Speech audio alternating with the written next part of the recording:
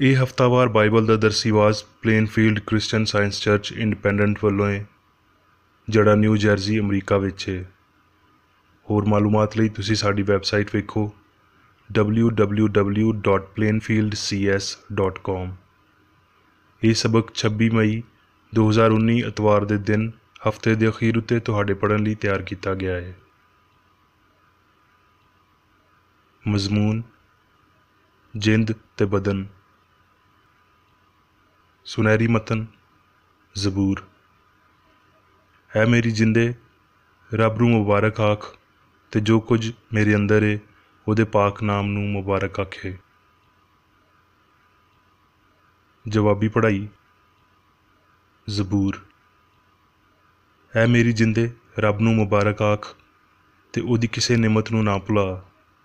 ਉਹ ਤੇਰੀ ਸਾਰੀ ਬਦਕਾਰੀ ਨੂੰ ਬਖਸ਼ਦਾ ਹੈ, ਉਹ ਤੈਨੂੰ ਸਾਰੇ ਰੋਗਾਂ ਤੋਂ ਸ਼ਿਫਾ ਦਿੰਦਾ ਹੈ, ਉਹ ਤੇਰੀ ਜਿੰਦ ਨੂੰ ਮੌਤ ਤੋਂ ਬਚਾਉਂਦਾ ਹੈ, ਉਹ ਤੇਰੇ ਸਿਰ ਉੱਤੇ ਸ਼ਫਕਤ ਤੇ ਰਹਿਮਤ ਦਾ ਤਾਜ ਧਰਦਾ ਹੈ, ਉਹ ਤੈਨੂੰ ਸਾਰੀ ਉਮਰ ਚੰਗੀਆਂ ਚੰਗੀਆਂ ਸ਼ੈਵਾਂ ਨਾਲ ਰਜਾਉਂਦਾ ਹੈ। ਤੂੰ ਅਕਾਬ ਵਾਂਗਰ ਨਵਾਂ ਜਵਾਨ ਹੁੰਦਾ ਹੈ। ਰੱਬ ਰਹਿਮ ਕਰਨ ਵਾਲਾ ਹੈ ਤੇ ਕਰਮ ਕਰਨ ਵਾਲਾ ਹੈ, ਗੁੱਸੇ ਵਿੱਚ ਧੀਮਾ ਤੇ ਸ਼ਫਕਤ ਵਿੱਚ ਗਨੀ। ਕਿਉਂ ਜੇ ਜਿੰਨਾ ਅਸਮਾਨ ਧਰਤੀ ਤੋਂ ਉੱਚਾ ਹੈ, ਓਨੀ ਉਹਦੀ ਸ਼ਫਕਤ ਉਹਨਾਂ ਉੱਤੇ ਹੈ ਜਿਹੜੇ ਉਹਦੇ ਤੋਂ ਡਰਦੇ ਨੇ। ਦਰਸੀ ਆਵਾਜ਼ ਬਾਈਬਲ ਵਿੱਚੋਂ। ਜ਼ਬੂਰ। ਐ ਰੱਬਾ, ਮੈਂ ਆਪਣੀ ਜਿੰਦ ਤੇਰੇ ਵੱਲ ਚੁੱਕਦਾ ਹਾਂ। ਐ ਮੇਰੇ ਰੱਬ, ਮੈਂ ਤੇਰੇ ਉੱਤੇ ਭਰੋਸਾ ਕੀਤਾ। ਵਾਜ਼। ਇਸ ਲਈ ਇਨਸਾਨ ਲਈ ਇਹਦੇ ਤੋਂ ਚੰਗਾ ਕੁਝ ਨਹੀਂ ਭਈ ਉਹ ਖਾਵੇ ਤੇ ਆਪਣੇ ਤੇ ਆਪਣੀ ਸਾਰੀ ਮਿਹਨਤ ਦੇ ਵਿਚਕਾਏ ਖੁਸ਼ ਹੋ ਕੇ ਆਪਣਾ ਦਿਲ ਬਹਿਲਾਵੇ। ਮੈਂ ਵੇਖਿਆ ਭਈ ਇਹ ਵੀ ਰੱਬ ਦੇ ਹੱਥੋਂ ਹੀ ਹੈ। ਕਿਉਂ ਜੇ ਉਹ ਉਸ ਬੰਦੇ ਨੂੰ ਜਿਹੜਾ ਉਹਦੇ ਸਾਹਮਣੇ ਚੰਗਾ ਹੈ ਅਕਲ ਤੇ ਸਿਆਣ ਤੇ ਖੁਸ਼ੀ ਦਿੰਦਾ ਹੈ, ਪਰ ਪਾਪੀ ਨੂੰ ਤਕਲੀਫ ਦਿੰਦਾ ਹੈ ਭਈ ਉਹ ਇਕੱਠਾ ਕਰੇ ਤੇ ਢੇਰ ਲਾਵੇ, ਤਾਂ ਜੋ ਉਹਨੂੰ ਦੇਵੇ ਜਿਹੜਾ ਰੱਬ ਨੂੰ ਪਸੰਦ ਹੈ। ਅਮਾਲ।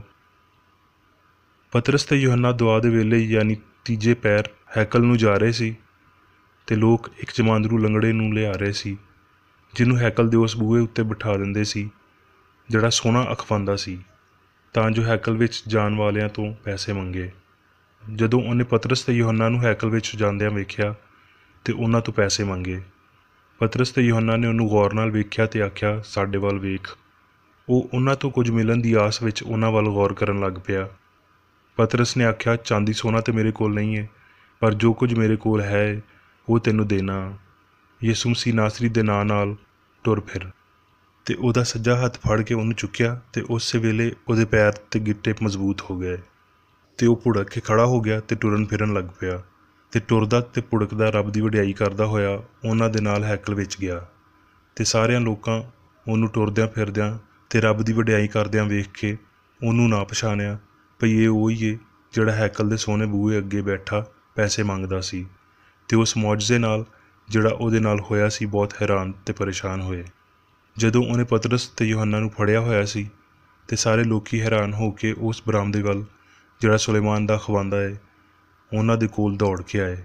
ਪਤਰਸ ਨੇ ਇਹ ਵੇਖ ਕੇ ਲੋਕਾਂ ਨੂੰ ਆਖਿਆ, ਐ ਇਸਰਾਈਲੀਓ, ਇਹਦੇ ਉੱਤੇ ਤੁਸੀਂ ਕਿਉਂ ਹੈਰਾਨ ਹੁੰਦੇ ਹੋ, ਤੇ ਸਾਨੂੰ ਇੰਜ ਕਿਉਂ ਵੇਖ ਰਹੇ ਹੋ ਵੀ ਜਿਵੇਂ ਅਸੀਂ ਆਪਣੀ ਕੁਦਰਤ ਜਾਂ ਦੀਨਦਾਰੀ ਨਾਲ ਇਸ ਬੰਦੇ ਨੂੰ ਟੁਰਨ ਜੋਗਾ ਕੀਤਾ ਹੈ। ਇਬਰਾਹੀਮ ਤੇ ਇਸਹਾਕ ਤੇ ਯਾਕੂਬ ਦੇ ਰੱਬ ਯਾਨੀ ਸਾਡੇ ਪਿਓ ਦਾਦੇ ਦੇ ਰੱਬ ਨੇ ਆਪਣੇ ਖਾਦਮ ਯਸੂ ਨੂੰ ਜਲਾਲ ਦਿੱਤਾ, ਜਿਹਨੂੰ ਤੁਸੀਂ ਫੜਵਾ ਦਿੱਤਾ ਸੀ।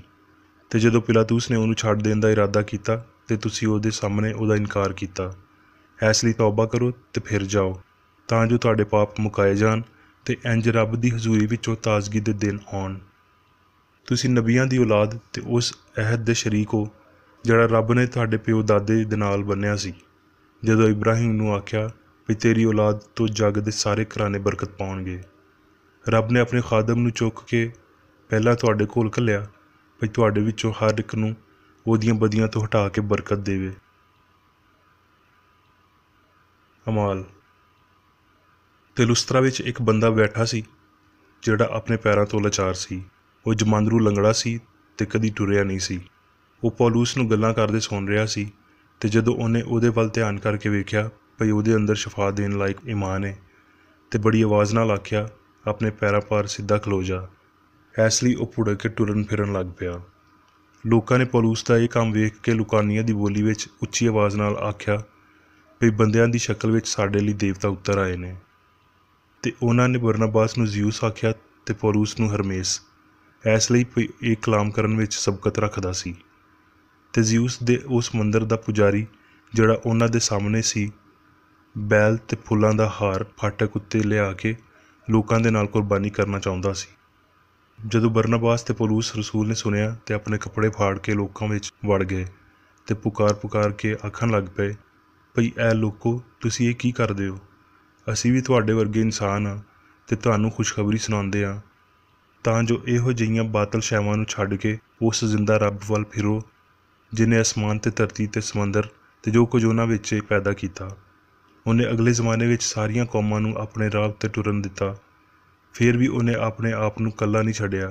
ਇਸ ਲਈ ਉਹਨੇ ਮਿਹਰਬਾਨੀਆਂ ਕੀਤੀਆਂ ਅਤੇ ਅਸਮਾਨ ਤੋਂ ਤੁਹਾਡੇ ਲਈ ਪਾਣੀ ਭਰਾਇਆ ਅਤੇ ਬੜੀ ਪੈਦਾਵਾਰ ਲਈ ਮੌਸਮ ਦਿੱਤੇ ਅਤੇ ਤੁਹਾਡੇ ਦਿਲਾਂ ਨੂੰ ਖੁਰਾਕ ਅਤੇ ਖੁਸ਼ੀ ਨਾਲ ਭਰ ਦਿੱਤਾ। ਇਹ ਗੱਲਾਂ ਕਰਕੇ ਵੀ ਲੋਕਾਂ ਨੂੰ ਬਹੁਤ ਔਖਾ ਰੋਕਿਆ ਭਈ ਉਹਨਾਂ ਲਈ ਕੁਰਬਾਨੀ ਨਾ ਕਰਨ। ਕਰੰਥੀਓ, ਪੌਲੁਸ ਜਿਹੜਾ ਰੱਬ ਦੀ ਮਰਜ਼ੀ ਨਾਲ ਯਿਸੂ ਮਸੀਹ ਦਾ ਰਸੂਲ ਹੋਣ ਲਈ ਬੁਲਾਇਆ ਗਿਆ। ਕਰੰਥੀਓ, ਕੀ ਤੁਸੀਂ ਨਹੀਂ ਜਾਣਦੇ ਭਈ ਤੁਹਾਡਾ ਬਦਨ ਪਾਕ ਰੂਹ ਦਾ ਘਰ ਹੈ ਜਿਹੜਾ ਤੁਹਾਡੇ ਅੰਦਰ ਵੜਿਆ ਹੋਇਆ ਹੈ ਅਤੇ ਤੁਹਾਨੂੰ ਰੱਬ ਦੀ ਮਰਜ਼ੀ ਨਾਲ ਮਿਲਿਆ ਹੈ ਅਤੇ ਤੁਸੀਂ ਆਪਣੇ ਆਪ ਦੇ ਨਹੀਂ, ਕਿਉਂ ਜੇ ਕੀਮਤ ਨਾਲ ਖਰੀਦੇ ਗਏ ਹੋ। ਇਸ ਲਈ ਆਪਣੇ ਬਦਨ ਨਾਲ ਰੱਬ ਦਾ ਜਲਾਲ ਜ਼ਾਹਿਰ ਕਰੋ। ਰੋਮੀਓ, ਇਸ ਲਈ ਇਹ ਭਰਾਓ, ਮੈਂ ਰੱਬ ਦੀਆਂ ਰਹਿਮਤਾਂ ਯਾਦ ਕਰਵਾ ਕੇ ਤੁਹਾਡੇ ਅੱਗੇ ਦਰਖਾਸਤ ਕਰਦਾ ਭਈ ਆਪਣੇ ਬਦਨ ਅਜਿਹੀ ਕੁਰਬਾਨੀ ਹੋਣ ਲਈ ਨਜ਼ਰ ਕਰੋ ਜਿਹੜੀ ਜ਼ਿੰਦਾ ਅਤੇ ਪਾਕ ਰੱਬ ਨੂੰ ਪਸੰਦ ਹੋਵੇ। ਇਹੀ ਤੁਹਾਡੀ ਮਾਕੂਲ ਇਬਾਦਤ ਹੈ। ਅਤੇ ਇਸ ਜੱਗ ਦੇ ਹਮਸ਼ਕਲ ਨਾ ਬਣੋ, ਬਲਕਿ ਸਿਆਣ ਨਵੀਂ ਹੋ ਜਾਣ ਨਾਲ ਆਪਣੀ ਸੂਰਤ ਬਦਲਦੇ ਜਾਓ, ਤਾਂ ਜੋ ਰੱਬ ਦੀ ਨੇਕ ਅਤੇ ਪਸੰਦ ਦੀ ਅਤੇ ਕਾਮਲ ਮਰਜ਼ੀ ਤਜਰਬੇ ਨਾਲ ਪਤਾ ਕਰਦੇ ਰਹੋ। ਤਸਲੀਂਕੀਓ, ਰੱਬ ਹੀ ਜਿਹੜਾ ਸਕੂਨ ਦਾ ਚਸ਼ਮਾ ਹੈ, ਆਪ ਹੀ ਤੁਹਾਨੂੰ ਬਿਲਕੁਲ ਪਾਕ ਕਰੇ ਅਤੇ ਤੁਹਾਡੀ ਰੂਹ ਅਤੇ ਜਿੰਦ ਅਤੇ ਬਦਨ ਸਾਡੇ ਰੱਬ ਯਿਸੂ ਮਸੀਹ ਦੇ ਆਉਣ ਤੀਕਰ ਪੂਰੇ ਅਤੇ ਬੇਐਬ ਮਹਿਫੂਜ਼ ਰਹਿਣ।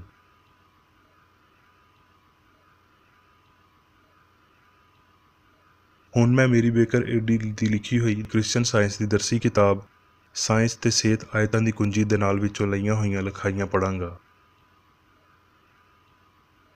ਸਾਇੰਸ ਤੇ ਸਿਹਤ। ਇਲਾਹੀ ਸਿਆਣ ਇਨਸਾਨ ਦੀ ਜਿੰਦ ਹੈ ਅਤੇ ਇਨਸਾਨ ਨੂੰ ਸਾਰੀਆਂ ਸ਼ੈਵਾਂ ਉੱਤੇ ਹੁਕਮਰਾਨੀ ਦਿੰਦਾ ਹੈ। ਇਨਸਾਨ ਨੂੰ ਮਾਦੀਅਤ ਦੀ ਬੁਨਿਆਦ ਉੱਤੇ ਨਹੀਂ ਬਣਾਇਆ ਗਿਆ ਅਤੇ ਨਾ ਉਹਨੂੰ ਮਾਦੀ ਕਾਨੂੰਨਾਂ ਦੀ ਪਾਸਦਾਰੀ ਦਾ ਹੁਕਮ ਦਿੱਤਾ ਜਿਹੜੇ ਰੂਹ ਨੇ ਕਦੀ ਨਹੀਂ ਬਣਾਏ। ਇਹਦਾ ਸੂਬਾ ਰੂਹਾਨੀ ਕਾਨੂੰਨਾਂ ਸਿਆਣ ਦੇ ਉੱਚੇ ਅਸੂਲਾਂ ਵਿੱਚ ਹੈ। ਸਵਾਲ, ਬਦਨ ਤੇ ਜਿੰਦ ਕੀ ਨੇ? ਜਵਾਬ, ਸ਼ਨਾਖਤ ਰੂਹ ਦਾ ਪਰਛਾਵਾਂ ਹੈ। ਉਹ ਪਰਛਾਵਾਂ ਜਿਹੜਾ ਇਲਾਹੀ ਅਸੂਲ ਯਾਨੀ ਪਿਆਰ ਦੀਆਂ ਕਈ ਸ਼ਕਲਾਂ ਵਿੱਚ ਪਾਇਆ ਜਾਂਦਾ ਹੈ। ਜਿੰਦ ਮਾਦਾ ਹਯਾਤੀ ਇਨਸਾਨ ਦੀ ਜ਼ਹਾਨਤ ਹੈ ਜਿਹਦੀ ਇਨਫਰਾਦੀਅਤ ਹੁੰਦੀ ਹੈ ਪਰ ਮਾਦੇ ਵਿੱਚ ਨਹੀਂ। ਜਿੰਦ ਰੂਹ ਤੋਂ ਘੱਟ ਕਿਸੇ ਸ਼ੈ ਦਾ ਪਰਛਾਵਾਂ ਨਹੀਂ ਹੋ ਸਕਦੀ। ਇਲਾਹੀ ਅਸੂਲ ਯਾਨੀ ਪਿਆਰ ਸਾਰਿਆਂ ਦੇ ਪਿਓ ਜਿਹੜਾ ਜਿਸਮਾਨੀ ਤੌਰ 'ਤੇ ਖਾਲਕ ਬਣ ਕੇ ਸਾਹਮਣੇ ਆਉਂਦਾ ਹੈ, ਉਹਦੇ ਬਾਰੇ ਇਨਸਾਨ ਦੀ ਬੇਖਬਰੀ ਦੀ ਵਜ੍ਹਾ ਤੋਂ ਇਨਸਾਨ ਆਪਣੇ ਆਪ ਨੂੰ ਬਦਨੀ ਮੰਨਦੇ ਨੇ ਅਤੇ ਰੱਬ ਦੀ ਸੂਰਤ ਜਾਂ ਸ਼ਬੀਹ ਦੇ ਤੌਰ 'ਤੇ ਇਨਸਾਨ ਦੀ ਹਮੇਸ਼ਾ ਦੀ ਗੈਰ ਮਾਮੂਲੀ ਵਜੂਦੀਅਤ ਤੋਂ ਬੇਖਬਰ ਰਹਿੰਦੇ ਨੇ। ਗਲਤੀ ਦਾ ਜੱਗ ਸੱਚਾਈ ਦੇ ਜੱਗ ਤੋਂ ਬੇਖਬਰ ਹੈ। ਇਨਸਾਨ ਦੀ ਵਜੂਦੀਅਤ ਦੀ ਅਸਲੀਅਤ ਤੋਂ ਅੰਨਾ ਹੈ, ਕਿਉਂ ਜੇ ਅਹਿਸਾਸ ਦਾ ਜੱਗ ਬਦਨ ਦੀ ਬਜਾਏ ਜਿੰਦ ਵਿੱਚ ਹਯਾਤੀ ਦੇ ਬਾਰੇ ਅਗਾਹੀ ਨਹੀਂ ਰੱਖਦੀ। ਜੇ ਅਸੀਂ ਅਕਲਮੰਦ ਅਤੇ ਸਿਹਤਮੰਦ ਹਾਂ ਤਾਂ ਸਾਨੂੰ ਇਹ ਜ਼ਹਾਨਤ ਮਾਦੇ ਦੇ ਨਾਲ ਬਹੁਤੀ ਤੋਂ ਬਹੁਤੀ ਨਹੀਂ ਬਲਕਿ ਘੱਟ ਤੋਂ ਘੱਟ ਮਨਸੂਬ ਕਰਨੀ ਚਾਹੀਦੀ ਹੈ। ਇਲਾਹੀ ਸਿਆਣ ਜਿਹੜੀ ਡੋਡੀ ਨੂੰ ਬਣਾਉਂਦੀ ਹੈ ਅਤੇ ਖਿਡਾਉਂਦੀ ਹੈ, ਇਨਸਾਨ ਦੇ ਬਦਨ ਦੀ ਹਿਫਾਜ਼ਤ ਕਰੇਗੀ ਜਿਵੇਂ ਉਹ ਸੋਸਨ ਦੇ ਬੂਟਿਆਂ ਨੂੰ ਕੱਪੜੇ ਪਾਉਂਦਾ ਹੈ। ਪਰ ਕਿਸੇ ਬੰਦੇ ਨੂੰ ਗਲਤੀ ਦੇ ਕਾਨੂੰਨਾਂ ਇਨਸਾਨ ਦੇ ਖਿਆਲਾਂ ਨੂੰ ਜ਼ਬਰਦਸਤੀ ਵਿੱਚ ਵਾੜਦਿਆਂ ਹੋਏ ਰੱਬ ਦੀ ਹਕੂਮਤ ਦੀ ਮੁਖਾਲਫਤ ਨਾ ਕਰਨ ਦਿਓ। ਇਨਸਾਨ ਦੀ ਉੱਚੀ ਫਿਤਰਤ ਕਿਸੇ ਹਕੀਰ ਦੀ ਹੁਕਮਰਾਨੀ ਵਿੱਚ ਨਹੀਂ ਹੈ। ਜੇ ਇੰਜ ਹੁੰਦਾ ਤਾਂ ਸਿਆਣ ਦੀ ਤਰਤੀਬ ਉਲਟ ਹੋ ਜਾਂਦੀ।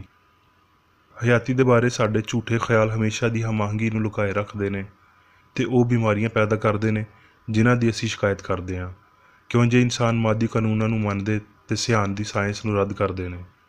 ਇਹਦੇ ਨਾਲ ਮਾਦੀਅਤ ਅਵਲ ਤੇ ਰੂਹ ਦਾ ਉੱਚਾ ਕਾਨੂੰਨ ਅਖੀਰੀ ਨਹੀਂ ਹੋ ਜਾਂਦਾ। ਠੀਕ ਸਮਝਿਆ ਜਾਵੇ ਤੇ ਇੱਕ ਹਸਾਸ ਮਾਦੀ ਸੂਰਤ ਅਪਣਾਉਣ ਦੀ ਬਜਾਏ ਇਨਸਾਨ ਇੱਕ ਸੁੰਨ ਬਦਨ ਲੈ ਕੇ ਫਿਰਦਾ ਹੈ, ਤੇ ਰੱਬ ਜਿਹੜਾ ਇਨਸਾਨ ਤੇ ਸਾਰੀ ਮਖਲੂਕ ਦੀ ਜਿੰਦ ਹੈ, ਆਪਣੀ ਇਨਫਰਾਦੀਅਤ, ਹਮਾਂਗੀ ਤੇ ਲਾਫਾਨੀਅਤ ਵਿੱਚ ਹਮੇਸ਼ਾ ਤਿਕਰ ਹੁੰਦਿਆਂ ਹੋਏ ਮੁਨਫਰਿਦ ਰਹਿੰਦਾ ਹੈ, ਤੇ ਇਨਸਾਨ ਵਿੱਚ ਇਹਨਾਂ ਖੂਬੀਆਂ ਨੂੰ ਸਿਆਣ ਦੇ ਰਾਹੀਂ ਨਾ ਕਿ ਮਾਦੇ ਦੇ ਰਾਹੀਂ ਜਾਰੀ ਰੱਖਦਾ ਹੈ। ਇਨਸਾਨ ਦੇ ਖਿਆਲਾਂ ਉੱਤੇ ਧਿਆਨ ਦੇਣ ਤੇ ਹਸਤੀ ਦੀ ਸਾਇੰਸ ਨੂੰ ਰੱਦ ਕਰਨ ਦਾ ਸਿਰਫ ਇੱਕ ਹੀ ਬਹਾਨਾ ਰੂਹ ਬਾਰੇ ਸਾਡੀ ਬੇਖਬਰੀ ਹੈ। ਉਹ ਬੇਖਬਰੀ ਜਿਹੜੀ ਸਿਰਫ ਇਲਾਹੀ ਸਾਇੰਸ ਦੀ ਸਮਝ ਨੂੰ ਮੰਨਦੀ ਹੈ, ਅਜਿਹੀ ਸਮਝ ਜਿਹਦੇ ਪਾਰੋਂ ਅਸੀਂ ਧਰਤੀ ਉੱਤੇ ਸੱਚਾਈ ਦੀ ਬਾਦਸ਼ਾਹੀ ਵਿੱਚ ਵੜਦੇ ਹਾਂ ਤੇ ਇਹ ਸਿੱਖਦੇ ਹਾਂ ਭਈ ਰੂਹ ਲਾਮਹਦੂਦ ਤੇ ਬਹੁਤ ਉੱਚੀ ਹੈ। ਸਕੂਲਾਂ ਨੇ ਖੁਦਾਈ ਉੱਤੇ ਈਮਾਨ ਦੀ ਬਜਾਏ ਮਨਸ਼ੀਆਤ ਦੇ ਫੈਸ਼ਨ ਉੱਤੇ ਈਮਾਨ ਨੂੰ ਵਧਾਇਆ ਹੈ। ਮਾਦੇ ਦੇ ਆਪਣੇ ਹੀ ਮੁਖਾਲਫ ਨੂੰ ਤਬਾਹ ਕਰਨ ਦਾ ਯਕੀਨ ਕਰਦਿਆਂ ਹੋਏ ਸਿਹਤ ਤੇ ਹਮਾਂਗੀ ਨੂੰ ਕੁਰਬਾਨ ਕਰ ਦਿੱਤਾ ਗਿਆ ਹੈ। ਇਸ ਤਰ੍ਹਾਂ ਦੇ ਨਿਜ਼ਾਮ ਰੂਹਾਨੀ ਕੂਵਤ ਦੀ ਵਹਦਤ ਤੋਂ ਖਾਲੀ ਹੁੰਦੇ ਨੇ, ਜਿਹਦੇ ਪਾਰੋਂ ਮਾਦੀ ਸੋਚ ਸਾਇੰਸ ਦੀ ਗੁਲਾਮ ਬਣਾਈ ਜਾਂਦੀ ਹੈ ਤੇ ਮਜ਼ਹਬ ਮਸੀਹ ਵਾਂਗਰ ਬਣ ਜਾਂਦਾ ਹੈ। ਮਾਦੀ ਦੁਆ ਰੱਬ ਦੀ ਤਾਕਤ ਦੀ ਥਾਂ ਮਨਸ਼ੀਆਤ ਨਾਲ ਬਦਲ ਦਿੰਦੀ ਹੈ, ਇੱਥੇ ਤੀਕਰ ਪਈ ਇਨਸਾਨੀ ਤਾਕਤ ਨਾਲ ਵੀ, ਤਾਂ ਜੋ ਬਦਨ ਨੂੰ ਠੀਕ ਕਰ ਸਕੇ। ਸਾਇੰਸ ਤੇਰੀਆਂ ਬਸਤੀਆਂ ਦਾ ਮੁਸਾਫਰ ਹੈ, ਜਿਹਨੂੰ ਯਾਦ ਨਹੀਂ ਕੀਤਾ ਜਾਂਦਾ, ਇੱਥੇ ਤੀਕਰ ਪਈ ਉਹਦੇ ਉੱਚੇ ਅਸਰ ਇਹਦੀ ਇਲਾਹੀ ਅਸਲੀਅਤ ਦੇ ਫਾਇਦਿਆਂ ਨੂੰ ਅਮਲੀ ਤੌਰ 'ਤੇ ਸਾਬਤ ਕਰਦੇ ਨੇ। ਇਲਾਹੀ ਸਾਇੰਸ ਇਹਦੀ ਇਜਾਜ਼ਤ ਬਾਈਬਲ ਵੱਲੋਂ ਲੈਂਦੀ ਹੈ ਤੇ ਸਾਇੰਸ ਦੀ ਇਲਾਹੀ ਅਸਲੀਅਤ ਬਿਮਾਰੀ ਤੇ ਸ਼ਿਫਾ ਦੇ ਦੌਰਾਨ ਸੱਚਾਈ ਦੇ ਪਾਕ ਅਸਰ ਦੇ ਰਾਹੀਂ ਜ਼ਾਹਿਰ ਕੀਤੀ ਜਾਂਦੀ ਹੈ। ਸੱਚਾਈ ਦੀ ਇਹ ਸ਼ਿਫਾਈਆ ਤਾਕਤ ਉਸ ਦੌਰ ਤੋਂ ਵੀ ਕਿਤੇ ਪਹਿਲਾਂ ਦੀ ਹੈ ਜਦੋਂ ਯਿਸੂ ਰਹਿੰਦਾ ਹੁੰਦਾ ਸੀ। ਇਹ ਪੁਰਾਣੇ ਜ਼ਮਾਨਿਆਂ ਜਿੰਨੀ ਪੁਰਾਣੀ ਹੈ, ਇਹ ਸ਼ੁਰੂ ਤੋਂ ਰਹਿੰਦੀ ਹੈ ਤੇ ਪੂਰੀ ਵੁਸਅਤ ਰੱਖਦੀ ਹੈ। ਹਸਤੀ ਦੀ ਸਾਇੰਸ ਇਹਨੂੰ ਲਾਮਹਦੂਦ ਰੂਹ ਜਾਂ ਜਿੰਦ ਲਈ ਨਾਮੁਮਕਿਨ ਪੇਸ਼ ਕਰਦੀ ਹੈ ਭਈ ਇਹ ਇੱਕ ਮਹਿਦੂਦ ਬਦਨ ਜਾਂ ਇਨਸਾਨ ਲਈ ਉਹਦੇ ਬਣਾਉਣ ਵਾਲੇ ਤੋਂ ਵੱਖਰੀ ਕੋਈ ਜ਼ਹਾਨਤ ਰੱਖੇ। ਇਹ ਇਸ ਗੱਲ ਨੂੰ ਫਰਜ਼ ਕਰਨ ਲਈ ਆਪ ਹੀ ਗਵਾਹੀ ਹੈ ਭਈ ਨਾਮਿਆਤੀ ਹੈਵਾਨ ਜਾਂ ਹਰਿਆਲੀ ਵਾਲੀ ਹਯਾਤੀ ਵਰਗੀ ਅਸਲੀਅਤ ਹੋ ਸਕਦੀ ਹੈ, ਜਦੋਂ ਇਹ ਬੁਰਾਏ ਨਾਮ ਹਯਾਤੀ ਮੌਤ ਉੱਤੇ ਮੁੱਕ ਜਾਂਦੀ ਹੈ। ਹਯਾਤੀ ਕਦੀ ਇੱਕ ਪਲ ਵਿੱਚ ਹੀ ਨਹੀਂ ਮੁੱਕ ਜਾਂਦੀ, ਇਸ ਲਈ ਇਹ ਕਦੀ ਬਨਾਵਟੀ ਜਾਂ ਨਾਮਿਆਤੀ ਨਹੀਂ ਹੁੰਦੀ ਤੇ ਨਾ ਕਦੀ ਆਪਣੀ ਸ਼ਕਲ ਦੇ ਪਾਰੋਂ ਮਹਿਦੂਦ ਜਾਂ ਗਰਕ ਹੁੰਦੀ ਹੈ। ਹੁਕਮਰਾਨ ਆਪਣੇ ਮਹਿਕੂਮਾਂ ਦੇ ਕਦੀ ਹੇਠਾਂ ਨਹੀਂ ਹੁੰਦੇ। ਸਾਇੰਸ ਵਿੱਚ ਇਨਸਾਨ ਉੱਤੇ ਰੱਬ ਇਲਾਹੀ ਅਸੂਲ ਹਕੂਮਤ ਕਰਦਾ ਹੈ, ਜਿਵੇਂ ਅਦਦ ਉਹਦੇ ਕਾਨੂੰਨਾਂ ਨਾਲ ਕਾਬੂ ਕੀਤੇ ਜਾਂਦੇ ਨੇ ਤੇ ਸਾਬਤ ਕੀਤੇ ਜਾਂਦੇ ਨੇ। ਜ਼ਹਾਨਤ ਅਦਦਾਂ ਨਾਲ ਪੈਦਾ ਨਹੀਂ ਹੁੰਦੀ, ਬਲਕਿ ਉਹਨਾਂ ਦੇ ਰਾਹੀਂ ਜ਼ਾਹਿਰ ਕੀਤੀ ਜਾਂਦੀ ਹੈ। ਬਦਨ ਵਿੱਚ ਜਿੰਦ ਸ਼ਾਮਲ ਨਹੀਂ ਹੁੰਦੀ, ਬਲਕਿ ਇਹ ਮਾਦੀਅਤ ਜਿੰਦ ਦੀ ਝੂਠੀ ਹਿੱਸ ਨੂੰ ਜ਼ਾਹਿਰ ਕਰਦੀ ਹੈ। ਮਾਦੇ ਵਿੱਚ ਹਯਾਤੀ ਹੈ, ਇਸ ਧੋਖੇ ਦਾ ਅਸਮਾਨੀ ਹਯਾਤੀ ਦੇ ਨਾਲ ਕੋਈ ਰਿਸ਼ਤਾ ਨਹੀਂ ਹੈ। ਕਲਮਾ ਜਿਸਮ ਬਣਿਆ। ਇਹਦੇ ਤੋਂ ਪਹਿਲਾਂ ਪਈ ਹਸਤੀ ਦੀ ਸਾਇੰਸ ਨੂੰ ਜ਼ਾਹਿਰ ਕੀਤਾ ਜਾ ਸਕੇ, ਇਲਾਹੀ ਸੱਚਾਈ ਨੂੰ ਬਦਨ ਉੱਤੇ ਤੇ ਇਹਦੇ ਨਾਲ ਨਾਲ ਜ਼ੇਨ ਉੱਤੇ ਇਹਦੇ ਅਸਰਾਂ ਦੇ ਰਾਹੀਂ ਵਸੀਲਾ ਪਛਾਣਿਆ ਜਾਣਾ ਚਾਹੀਦਾ ਹੈ। ਸਾਨੂੰ ਇਹ ਸਿੱਖਣਾ ਚਾਹੀਦਾ ਹੈ ਕਿ ਇਨਸਾਨ ਕਿਵੇਂ ਬਦਨ ਉੱਤੇ ਹੁਕਮਰਾਨੀ ਕਰਦਾ ਹੈ, ਹਫਜ਼ਾਨੇ ਸਿਹਤ ਜਾਂ ਦਵਾਈਆਂ ਉੱਤੇ ਭਰੋਸਾ ਕਰਨ ਨਾਲ ਜਾਂ ਆਪਣੀ ਕੂਵਤ ਇਰਾਦੀ ਦੇ ਪਾਰੋਂ। ਸਾਨੂੰ ਇਹ ਸਿੱਖਣਾ ਚਾਹੀਦਾ ਹੈ ਕਿ ਕੀ ਉਹ ਬਿਮਾਰੀ, ਪਾਪ, ਮੌਤ ਤੇ ਮੁਆਫੀ ਦੀ ਲੋੜ 'ਤੇ ਭਰੋਸਾ ਕਰਨ ਨਾਲ ਹੁਕਮਰਾਨੀ ਕਰਦੇ ਨੇ ਜਾਂ ਉੱਚੀ ਸਮਝ ਨਾਲ ਹੁਕਮਰਾਨੀ ਕਰਦੇ ਨੇ। ਭਈ ਇਲਾਹੀ ਸਿਆਣ ਕਾਮਲ ਬਣਾਉਂਦੀ ਹੈ, ਸੱਚਾਈ ਦੇ ਪਾਰੋਂ ਬਰਾਏ ਨਾਮ ਇਨਸਾਨ ਦੀ ਸੋਚ ਅਮਲ ਕਰਦੀ ਹੈ, ਇਨਸਾਨ ਦੀ ਸੋਚ ਨੂੰ ਸਾਰੀ ਗਲਤੀ ਨੂੰ ਛੱਡ ਦੇਣ ਦੀ ਹਦਾਇਤ ਦਿੰਦੀ ਹੈ, ਤਾਂ ਜੋ ਉਹ ਇਲਾਹੀ ਸਿਆਣ ਨੂੰ ਹੀ ਇਕੱਲੀ ਸਿਆਣ ਤੇ ਪਾਪ, ਬਿਮਾਰੀ ਤੇ ਮੌਤ ਤੋਂ ਸ਼ਿਫਾ ਦੇਣ ਵਾਲਾ ਮੰਨੇ। ਉੱਚੀ ਰੂਹਾਨੀ ਸਮਝ ਦਾ ਇਹ ਮਰਹਲਾ ਇਨਸਾਨ ਨੂੰ ਸੁਧਾਰੇਗਾ ਜਦੋਂ ਤੀਕਰ ਪਈ ਗਲਤੀ ਗਾਇਬ ਨਾ ਹੋ ਜਾਵੇ ਤੇ ਅਜਿਹਾ ਕੁਝ ਵੀ ਬਾਕੀ ਨਹੀਂ ਬਚਦਾ ਜਿਹਨੂੰ ਹਲਾਕ ਕੀਤਾ ਜਾ ਸਕੇ ਜਾਂ ਸਜ਼ਾ ਦਿੱਤੀ ਜਾ ਸਕੇ। ਥੋੜ੍ਹਾ ਜਿਹਾ ਨਹੀਂ ਬਲਕਿ ਪੂਰੇ ਤੌਰ 'ਤੇ ਮਾਦੀ ਸੋਚ ਦਾ ਵੱਡਾ ਸ਼ਿਫਾ ਦੇਣ ਵਾਲਾ ਬਦਨ ਨੂੰ ਵੀ ਸ਼ਿਫਾ ਦੇਣ ਵਾਲਾ ਹੈ। ਇੱਕ ਵੱਡੇ ਨਮੂਨੇ ਵਾਂਗਰ ਰੂਹ ਨੂੰ ਹਿੱਸਾ ਦੀਆਂ ਝੂਠੀਆਂ ਗਵਾਹੀਆਂ ਉੱਤੇ ਹਕੂਮਤ ਕਰਨ, ਬਿਮਾਰੀ ਤੇ ਫਾਨੀਅਤ ਉੱਤੇ ਦਾਅਵਿਆਂ ਨੂੰ ਜਿਤਾਉਣ ਲਈ ਆਜ਼ਾਦ ਕਰਦਿਆਂ ਹੋਏ ਸ਼ਿਫਾ ਦੇਣ ਵਾਲੇ ਨੂੰ ਬਿਮਾਰੀ ਦੇ ਨਾਲ ਗੱਲ ਕਰਨੀ ਚਾਹੀਦੀ ਹੈ, ਕਿਉਂ ਜੇ ਉਹਨੂੰ ਉਹਦੇ ਉੱਤੇ ਇਖਤਿਆਰ ਹਾਸਲ ਹੈ। ਇਹ ਹੀ ਅਸੂਲ ਪਾਪ ਤੇ ਬਿਮਾਰੀ ਨੂੰ ਸ਼ਿਫਾ ਦਿੰਦਾ ਹੈ।